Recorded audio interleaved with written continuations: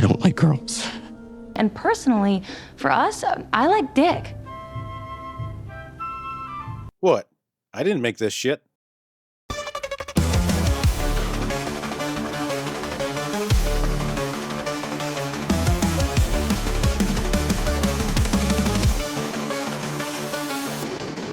Man, there have been a lot of shows with hard fall-offs from one season to the next, including The Last of Us Season 2 from the same year.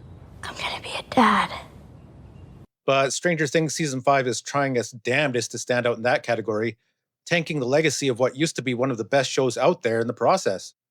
With a finale so legendarily bad, fans taking hefty amounts of copium came up with a theory called conformity gate, where, due to the sheer number of inconsistencies and writing mistakes, they claimed the finale of the show must be fake, believing that Vecna had actually trapped everyone in an illusory world, and that it was some genius trick played on the audience by the Duffer Brothers, with the real finale dropping on January 7th. Sadly, the first step in the grieving process happens to be denial. Go outside, nerd. Get out. Go. Season 5 picks up a year and a half after Season 4 in Showtime, which is a gap of more than 3 years in real time. 3.5 years between seasons. There's been a lot of aging among the cast, and, as you might expect, a show with grown-ass adults trying to capture the feel of awkward 80s teens feels extremely off. But that's not the worst thing this thing has going for it. Let's dig in. Am I tired of playing a teenager? No. Stranger Things Season 5 completely misses the mark with its huge cast of characters and painfully drawn-out expository dialogue, emphasizing a lackluster plot with an overblown world-ending threat over any kind of substance beyond the most superficial. The CGI somehow feels worse, and the framing and shots feel like cheap made-for-streaming tat. Which this is, though it's not cheap at $400 million or so. It somehow looks worse and more artificial than previous seasons. The relationships in this also feel artificial, forced, and unnatural. So many characters don't behave how you might expect them to from what we've learned about them or what's been built up before. And when they do, it feels like paint by numbers. Take, for example, when Max wakes up from her coma. Okay. Are you okay? Do you hurt it? Where? After 3.5 years of anticipation and the build-up throughout the season, there's almost no emotional weight from the others, except Lucas. Mike's response is to crack a dumb joke, and Eleven, supposedly her closest friend, only gets a couple lines in before we move on to another plot point. You're here. You're really here. I'm here. Hey, welcome home, kid. Where's Holly? The whole thing feels like this rushed event that's glossed over in favor of the next story beat. With the large cast of characters, there's also a shift in focus from the original group, the D&D playing OGs. Mike and Lucas hardly do anything this season. They're relegated to the background.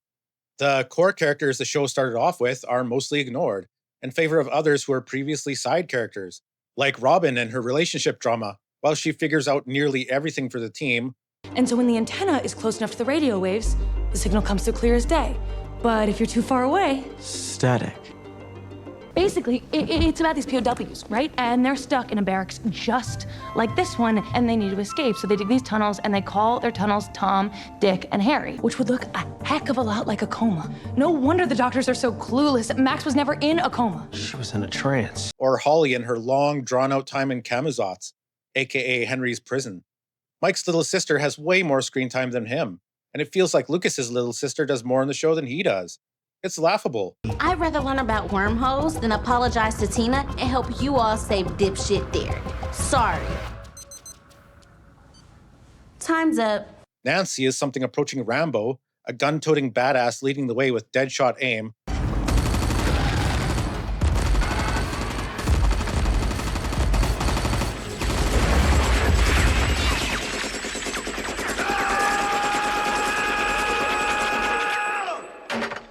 I mean, look at that.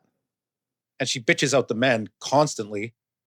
No, I'm not opposed to female empowerment, but I find it ironic that Linda Hamilton, one of the defining female ass kickers, is in a show that panders so blatantly and unconvincingly to the modern progressive messaging that's been rife in entertainment since around 2016.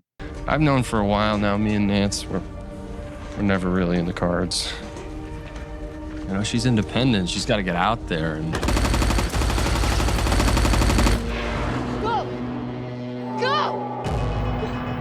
You know, she's independent. She's got to get out there and... It's written this way for a reason, and I assure you, it isn't for the best interest of the story. I'm scared.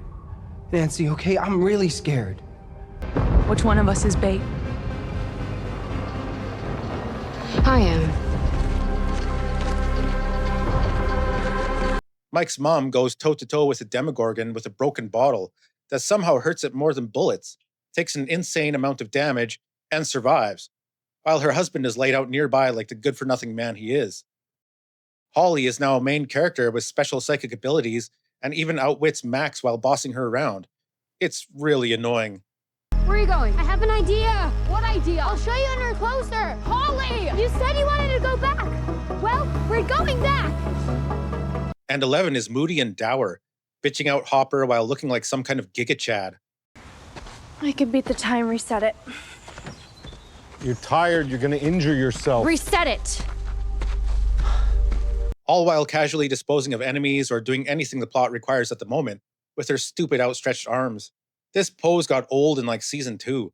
Like they couldn't think of any other gestures or hand movements. When I did my powers for the first time, that was like improvised. Like they were just like trying to make something move, and I did that. Yeah, this is what we get now. The Botox badass. I don't know about you, but I'm not seeing a whole lot of forehead movement there. From one person, anyway. Then we have the return of 11's sister. You know, the girl from the previously lowest rated episode in the series. Everyone hates episode 7. I don't know why. I don't know why people hate so much on season 2. Could be just from that one episode. Which only bloats the character count and dilutes the narrative in the last few episodes.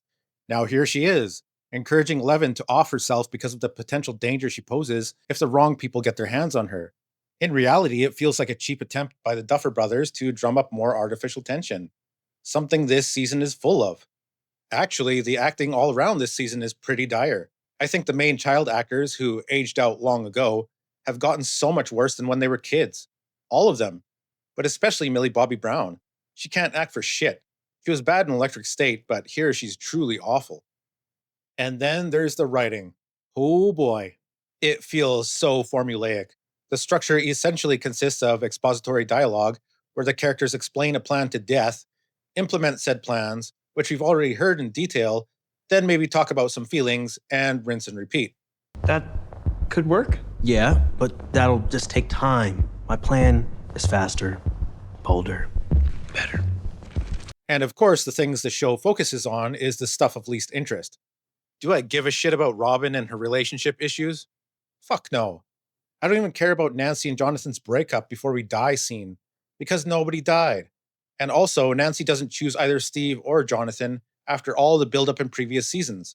It's a waste of time. You know, she's independent. She's got to get out there and...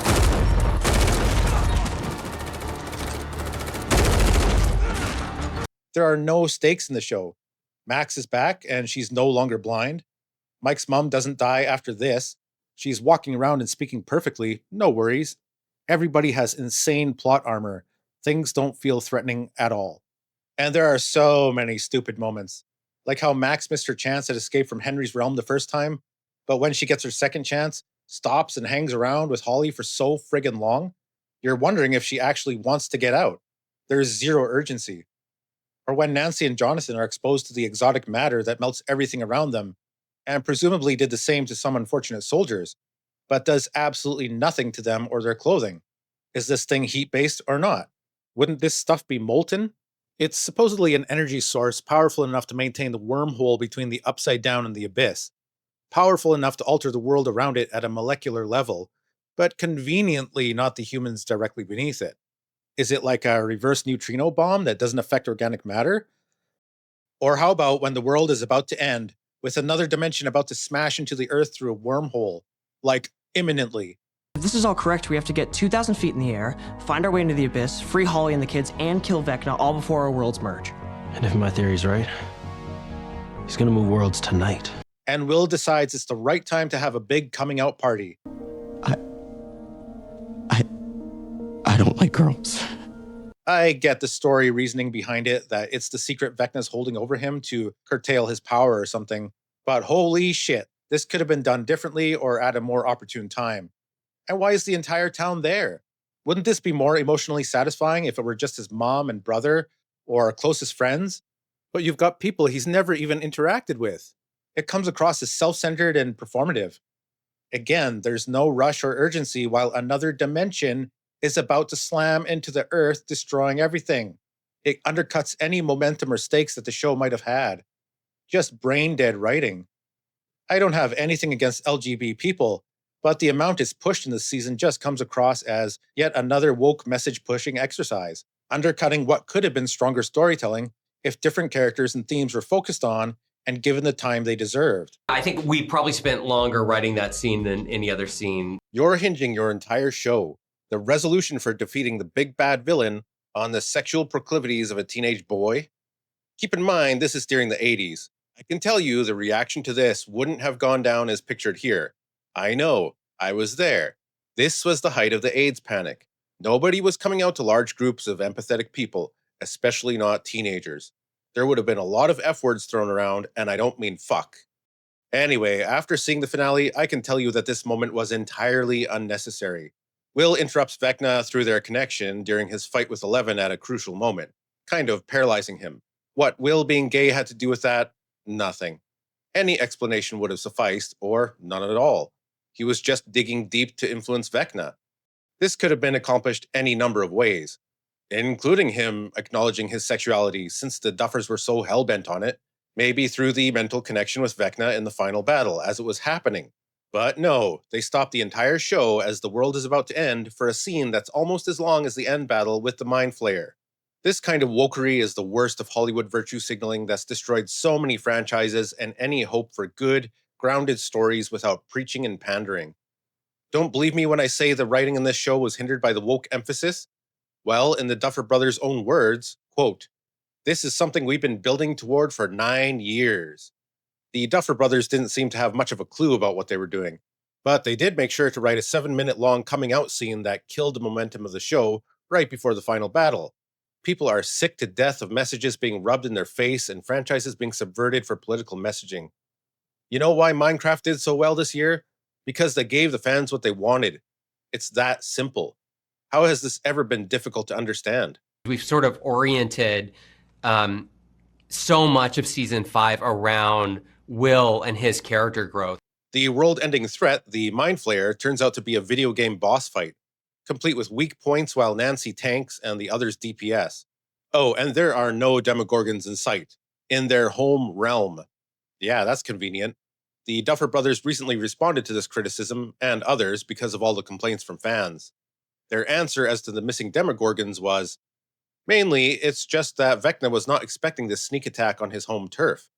They're there somewhere. He doesn't need his little ant army to attack. Well, I'd beg to disagree about that last part, but that's the best excuse you can come up with for such an oversight. It would be like infiltrating the Death Star and there are no stormtroopers around, just Vader and the maintenance crew, because he wasn't expecting any rebels to sneak onto his home turf. Never mind that Vecna was using Will to spy on their group, and he was still caught by surprise. This is just lazy writing and a lazy defense. So, after 9 years of mystery and supernatural buildup, the Mind Flayer, an eldritch horror of monstrous proportions, is defeated by some kids with flamethrowers. Yep, that's it. And pretty quickly, too.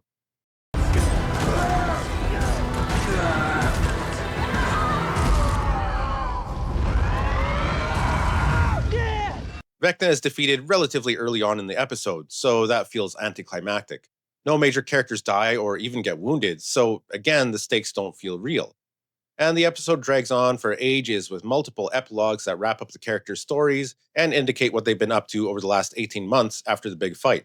The action kind of ends like, what, 75, 80 minutes in? Right. And then it is really a long kind of like return to roots, no supernatural, just really marinating in the characters. Meanwhile, some characters are completely forgotten about, just dropped after the battle, never to be shown again. Like, what was the point of Robin's girlfriend, Vicky, when she's never seen after this brief moment at the end? and never brought up in the epilogue? Or what happened to Murray, who'd been around since season 2? Fuck it, I guess. Nothing really matters anyway. I will say that a common complaint of mine is that a lot of series wrap up too quickly and don't give us any closure about the characters afterward. But damn, this thing does the complete opposite. There's 45 minutes of wrap up and epilogue. 45 minutes. Sure, there are some nice character moments, I won't deny that. Some things were nice to see, and I liked the final D&D campaign. But holy hell, talk about dragging things out. Could have put more of that time into resolving things with the big bad villain. I just want this to be over.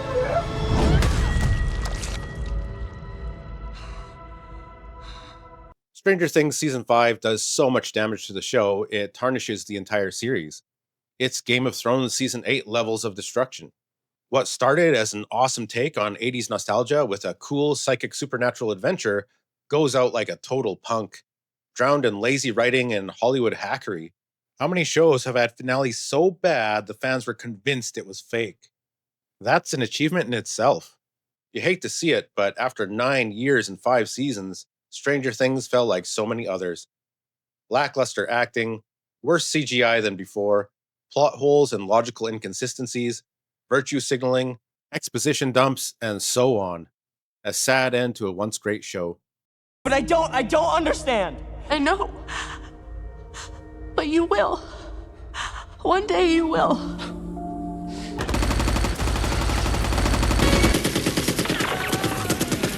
Well, that's all I've got for now.